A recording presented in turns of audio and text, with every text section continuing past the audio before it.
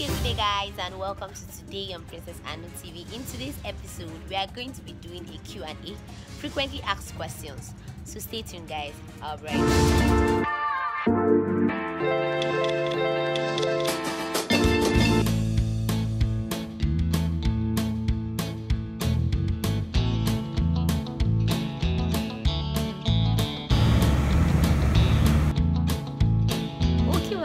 Guys, and like I said, today we are going to be talking about some questions, frequently asked questions. It's going to be kind of a Q&A.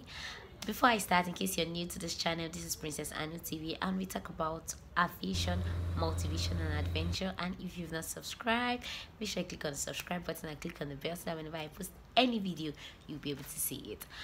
The first question I would like to be answering today is, how can I pay my school fees? Can I pay it instrumentally? Can I not pay it instrumentally? Will I have to pay everything all at once? Okay, this is it guys. The flying schools know that this money is much, though sometimes some of them act as if the money is just a chicken change and the rest, but they all give you platforms on how you can pay the money. Some schools want you to pay it per flight. That's if you're flying, based on how you fly, you pay your school fees. But here in Nigeria, most of the time they want you to pay at least more than half of your school fees. So if peradventure your school fees is about maybe 9 million, or they want you to pay something like almost half of the school fees, like they want you to pay at least 3 million, sometimes they want you to pay at least 4 million, just like that. So it depends on your school that you're going to. Some might want you to pay per flight, some might want you to pay just at least half of the school fees. Another question most people ask is flying safe? Wow. Well, the truth about if flying is safe, especially in flight school, I'm talking about flight school stuff now, it all depends on the kind of school you choose for your flight training. That's why I always say research very well for your flight training. And I'll put a link up here on how to choose your flight school. So there's a video I've made already on that, so I'm going to be attaching the link here so that you can watch it. But basically you need to check the school safety record. Check the school safety record and know if they have accidents frequently, if they've ever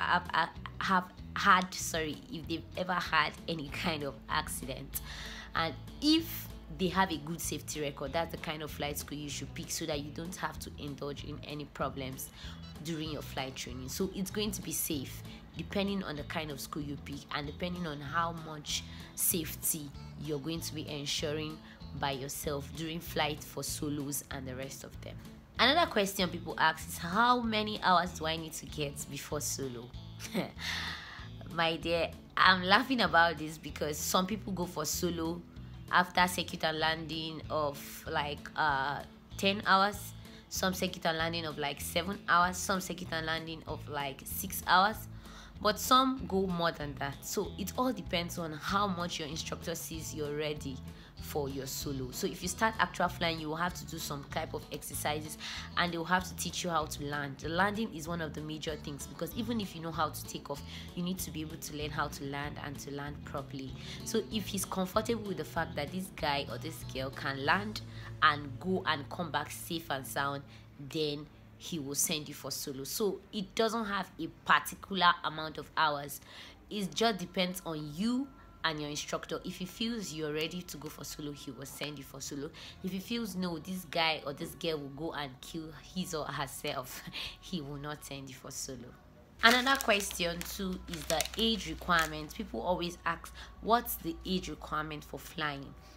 The age requirement basically is from 16 years and above.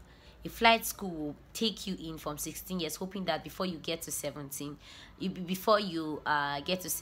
must have, before you get your license, you would have gotten to 17-year-old.